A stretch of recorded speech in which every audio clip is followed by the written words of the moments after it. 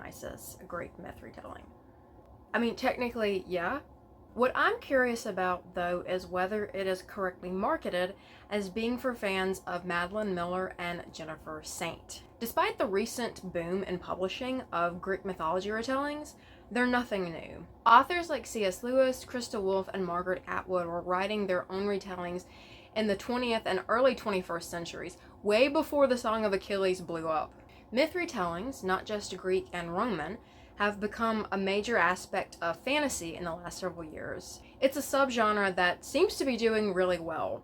I was curious then when one of my favorite authors, Natasha Pulley, had announced a book that apparently was going to be a Greek myth retelling. For a bit of context on Natasha Pulley, I think she's best known for her speculative historical books. Those include The Watchmaker of Filigree Street and The Bedlam Stacks. Most recently, she's actually dipped her toes in sci-fi with The Mars House. Now with the hymn to Dionysus, she has returned to a historical setting, this time ancient Greece. The goal of this video isn't that I'm trying to answer the question of whether this is a quote-unquote Greek myth retelling in the same vein as works like the Song of Achilles and Ariadne. Instead, I just find the marketing of it as such to be interesting, and I'm wondering if that was an attempt to reach a wider audience. Natasha Pulley is a bit niche, I would say. In part, that could be because she has a certain formula, and she sticks to that formula in all of her books. The main characters fall into specific roles oftentimes. There is a lack of female characters, and the female characters that we do get tend to be of a certain type. She is very well known for using anachronisms in her writing, so no matter if you're in Russia, or in ancient Greece, or on Mars, the language is always going to ring as British. And while I do have valid criticisms when I read her books, I tend to enjoy them on the whole. There is a sense of comfort that I find in her writing and storytelling, and it could be in part because I did start reading her novels during the first year of COVID.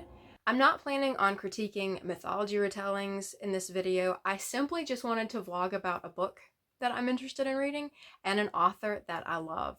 And if I do reach any conclusions about it being a retelling by the end of this, there you go. I do know, thanks to a little bit of research I did, that this is actually based on an existing tale. I believe it's called the Bacchae, which is an origin story for the god Dionysus. I'm assuming then that some of the characters in this will be from mythology that's already existing, and that Natasha Pulley is making them her own.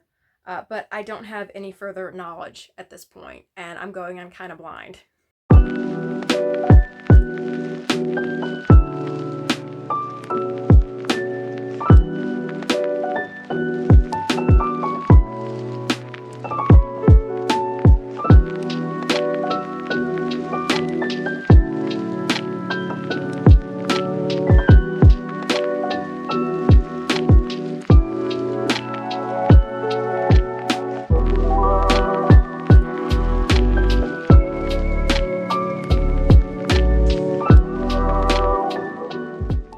So it's almost 7, and I'm going to try to film this real quick before I lose the light. But I'm 4 chapters in. No, I've read the prologue and the first 3 chapters of the Hymn to Dionysus, and so far, it's very typical Natasha Pulley. It's got her brand of humor, her quirkiness, which it's not going to be for everyone, I don't think, but I'm really enjoying that. There have been multiple moments where, the humor has rung true for me, and that doesn't always happen with her work, I will say that. I was a little hesitant about this when I first started because from the description copy we know that Phaedrus is a soldier who saves a baby, and that eventually they're going to be reunited.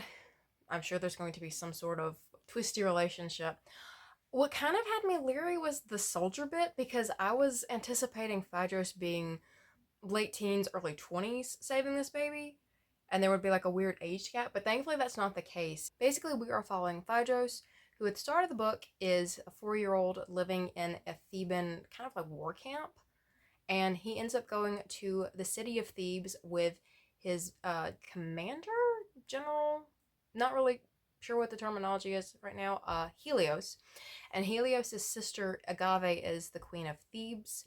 While there, Phaedrus encounters their other sibling, who has a very unusual blue-eyed baby. and this baby seems to be a sort of ill omen. In a sort of like twisty turn of events, Phaedros saves the baby. Years pass, Phaedros is with Helios and the band of warriors that he lives with. Tragedy strikes as it does, and Phaedros' standing within the band kind of sours. And it's during this time when he is actually contemplating his own fate that he encounters a strange blue-eyed boy. The band of warriors then take this boy hostage, and in a very interesting turn of events, the ship made of wood is brought back to life in various forms of trees and dryads. It was a really interesting scene, and we're at this point now where Phaedros and this mysterious boy have gone their separate ways. However, the boy has promised that eventually he will come back for Phaedros. Already you can tell that Phaedros is thinking, oh no, this guy's gonna come back for revenge. I promised on the boat that I would protect him, and I failed to do that.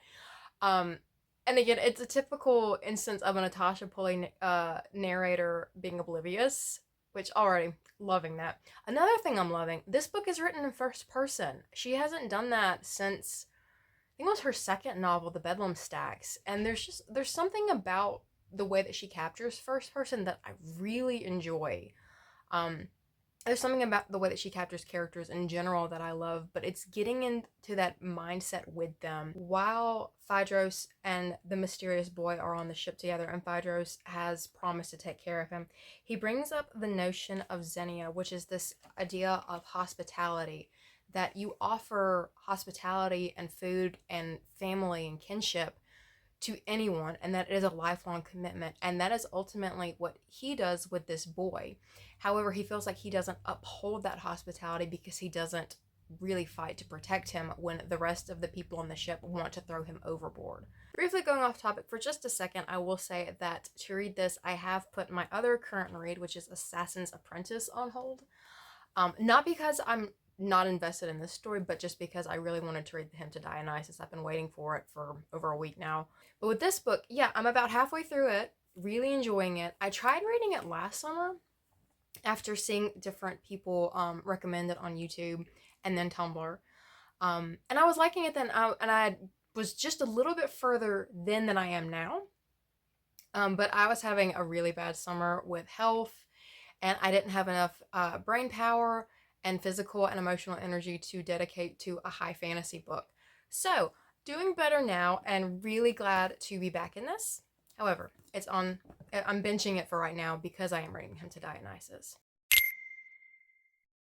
So I am now about halfway through the book. We're in the present day, and Phaedros is living in Thebes, sort of as a commander to these younger knights who he is training. He is still in sort of a disgraceful situation, in part now because he is not married, he is not starting a family, he's not contributing to the future of Thebes in the way that other people think he should be. The reason he fell out of favor 10 years previously is because of a decision he made during the siege of Troy, which ultimately led to the death of his commander, Helios. At this point, we also learn that while Phaedros started out as Helios's ward, eventually they did end up becoming sworn brothers, which is a form of marriage on the battlefield to ensure that you protect one another. So Phaedros is living in Thebes, serving as a knight, and one day at a festival, he ends up speaking to the prince, who is Helios's nephew. The prince seeks him out because Phaedros was Helios' sworn brother, and he is trying to escape an arranged marriage. During their conversation, though, a meteorite crashes into the ground, and the prince is lost. He disappears during the confusion of this. However, the last person he is seen interacting with is a veiled witch who we later learn is named Dionysus and, incidentally, has blue eyes. Phaedros, being Phaedros, associates this blue-eyed witch with the blue-eyed boy who sank his ship 10 years previously, and who promised to come back for him. And he's questioning whether they are the same person, but since the witch has not made any attack on his life, he concludes that they are not the same person. Which, it's a little far-fetched, honestly. But he's aware that there is a connection more than likely. He is just worried that a lot of it is because of wishful thinking, though. So he's trying to differentiate between the blue-eyed boy from the boat, who he believes to be a god, and this blue-eyed witch. Phaedros is summoned by Queen Agave, who has tasked him with finding her son. And we don't know if this is because Phaedrus and Helios were sworn brothers and he is, as a result, family to the queen and prince, or if she has ulterior motives. With the depiction of Agave, it's kind of like the typical Pulley female character. When I think back on her previous works, a lot of them are in positions where they're claiming whatever power they can in a male-dominated society. It's interesting because the blue-eyed baby, who Phaedrus saved at the beginning of the book, is the nephew of Agave and Helios. As a result, this baby is a threat to Agave's power. Even the people of Thebes refer to the lost prince. I feel like Agave is going to be one of those female characters who, like in other Pulley works, is desperate to hold on to the power she has, especially because it is slipping. Thebes is experiencing a drought. On top of that, they've had to cut rations, and now there is talk of a new god. This god of dance and revelry that is not mentioned among the Greek pantheon. This god is not known to Thebes, and people have begun singing songs to him and dancing. It is all outside of Agave's control, even as she is trying to crack down on people who are singing to this god. She is trying to quell rumors of the lost prince in order to hold on to her position, which is indeed precarious because of the drought, but also because they're running out of money. So far, Phaedrus and Dionysus have had a couple of encounters. First, when the prince was missing, and Phaedrus learned that Dionysus was the last person to see or speak to him. But then shortly after that, when Phaedrus is returning home, he encounters a party that's taking place in the maze near where he lives, and Dionysus is sort of spearheading it along. Phaedrus interests me as a Pulley narrator because he's typical of a lot of them, but at the same time, he's very brash. On top of that, he has the worst self-esteem. Since Helios' death, he is pretty much shunned. People will interact with him, but they don't really respect him, and they don't engage with him in a friendly way. Dionysus, however, does, and so Phaedrus is a bit like over the moon with that aspect, that he has somebody who will joke with him, that will be harsh with him, but at the same time someone who will show him care. An interesting point of differentiation between Phaedrus and Dionysus is the fact that Phaedrus is a typical Theban. Thebans take pride in self-control, in this idea of Theban manners. Dionysus, however, encourages the opposite of these Theban manners, of this self-control. One point of critique that I do have for now is that throughout the book we've heard mention, wow, pun, we have heard mention from Phaedrus that he is hard of hearing, and so he reads lips a lot, he uses signs. However, somehow, Dionysus, during a moment of peril that they're experiencing, uses perhaps some sort of witching on him, and as a result, Phaedrus' hearing is restored, and it's even better than originally was. I'm not sure what to make of this. It feels a little ableist, but I feel like there's going to be a further point to it. There's been more discussion about why Phaedrus first went hard of hearing, what he was doing when it happened, and when Dionysus asked him about that, Phaedrus really couldn't give a definitive answer, or at least the one Dionysus was looking for. So I think that's going to be returned to, and I hope it's handled in a pleasant and respectful way.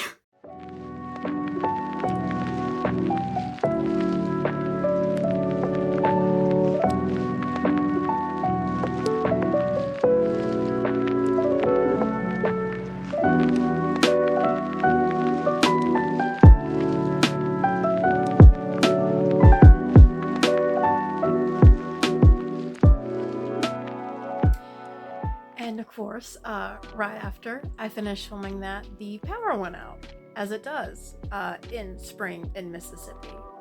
So I'm glad I do have something to read and keep me busy. I don't know how long it'll be out for. I'm hoping a couple of hours, because if it does go on throughout the rest of the day and into the night, I'm gonna have to crack out my Kindle and hope it's got some charge. So I didn't plan on doing another update tonight, but I had a little bit of a thought as I was wrapping up reading earlier. Having listened to a recent interview Natasha Pulley gave on this book before I started it, I think is putting me in a certain mindset. And I'm not saying that in a bad way. I mean that there are simply certain things I'm noticing. Dionysus is a god with sort of a complicated history. Most commonly, we hear of his name associated with partying, debauchery, excess. In the interview that she gave, though, Pulley said that for her, Dionysus is the god of catharsis, this healthy release, letting go of intense emotion, and kind of this moment where you can just breathe. The setting where we're at, Thebes, seems like a very controlled environment. It's very regimented. The people there are not overly given to emotion. There's a lot of rationality. At one point in the book, Phaedrus is talking about Theban manners and how it's a compliment to be equated to a marvel. And a marvel in this case is these sort of automatons that are run on hydraulics or clockwork. Often they're representations of the gods, but they're very controlled, they're automatic, and when you consider it that way, there's a lack of humanness that I think is something that Phaedrus is eventually going to be faced with. The mention of Theban manners and the marbles and this sort of like clockwork called to mind a scene earlier in the book when the people of Thebes are actually about to sacrifice 12 bulls, trying to appease the gods, because they have been experiencing a drought for 3 months and they've had to cut rations. People are starting to die. As Phaedrus, is that his name?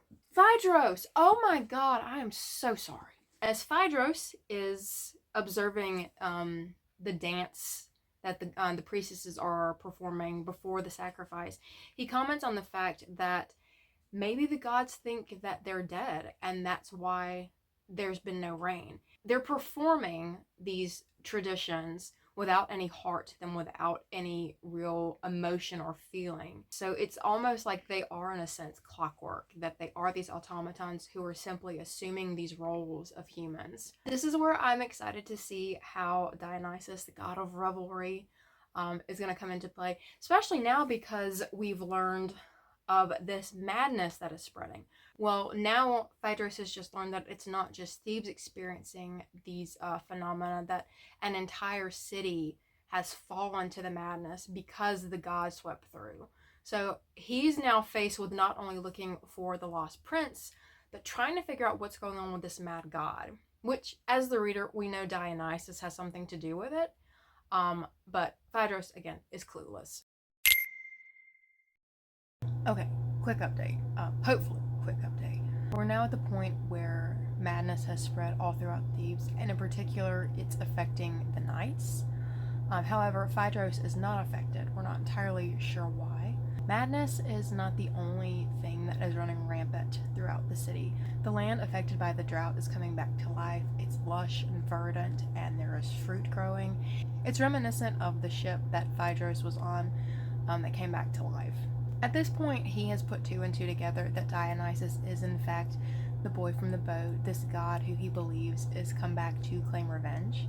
I think it's obvious to the reader that Dionysus means him no harm, but because of the way Phaedrus was brought up to respect the gods and to believe in the fact that they can often be cruel and capricious, it doesn't seem outlandish that Dionysus has come back and is playing this cat and mouse game with him, all with the end result to eventually kill him.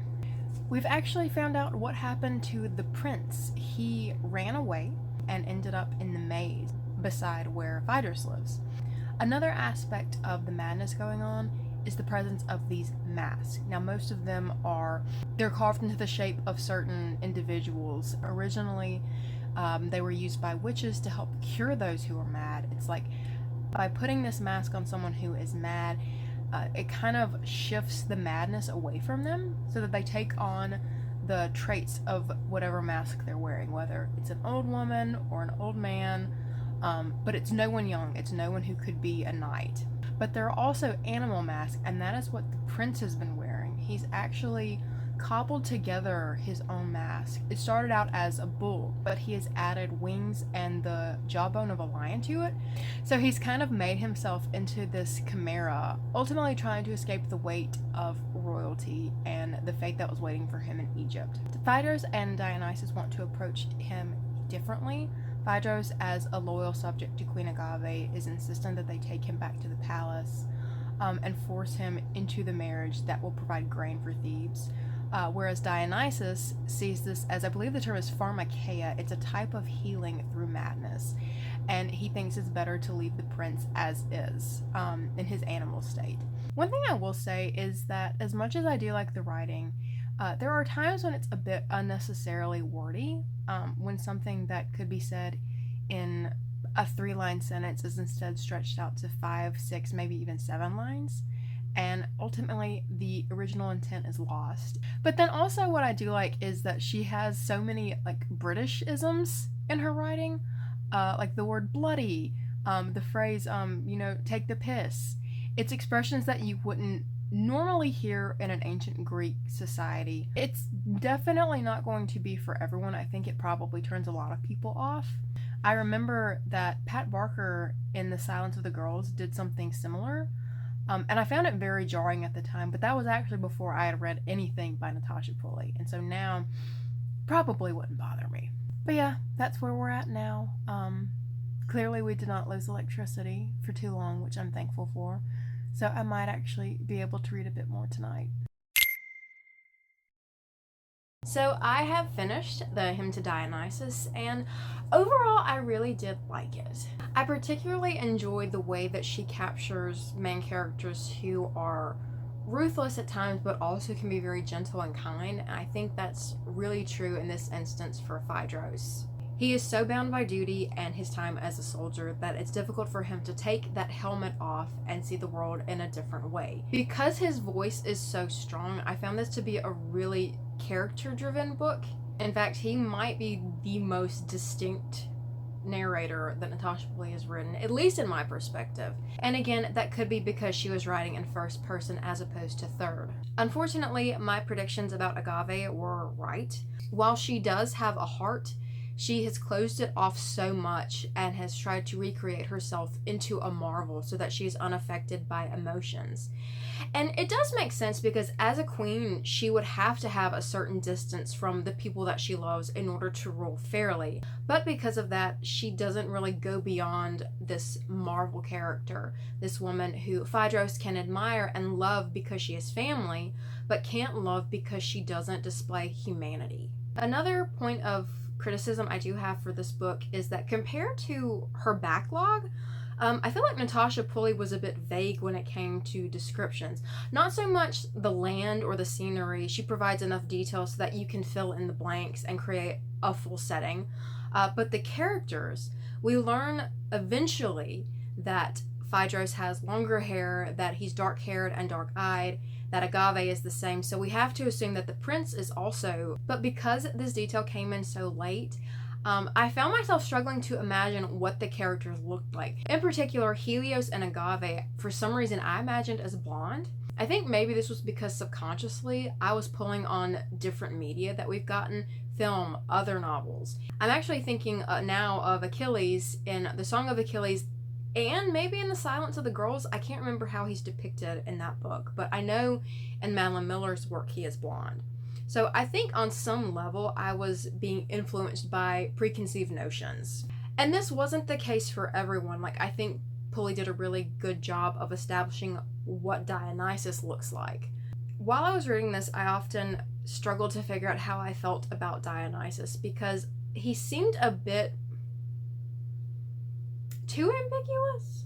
I really liked the little glimmering bits of his personality that we got, his ability to joke, and his often lack of honesty and his straightforwardness about that. At one point in the book, Phaedrus actually makes the comment that he feels like he's only seeing certain pieces of Dionysus, and it is pieces that Dionysus is allowing him to see. He never is seeing the full individual.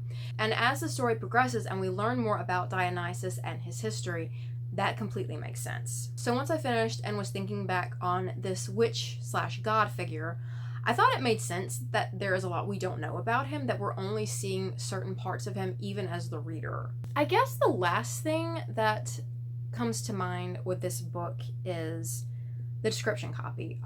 It is equated as being similar to The Song of Achilles and Electra. Now, I have not read Electra, and it's been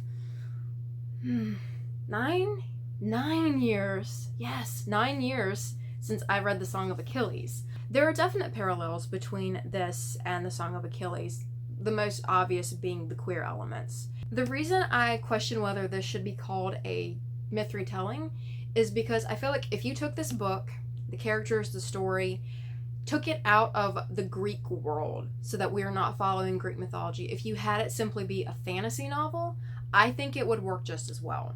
But yeah, if it's not clear, I really did enjoy this. I tabbed it to hell and back, and I had a lot of fun with it. I don't know where it sits in the ranking of Natasha Pulley novels because I've loved them all. But yeah, fun read, would recommend. And I can't wait to see what she does next. She's actually mentioned that her current novel is set in modern day. I'm looking forward to seeing how she approaches the speculative in a modern day setting. If you stuck around this long, I hope you enjoyed hearing about the book and me discuss some of Natasha Pulley's hallmarks as a writer. If you have any books that you would recommend, please feel free to drop them in the comments and we'll go from there.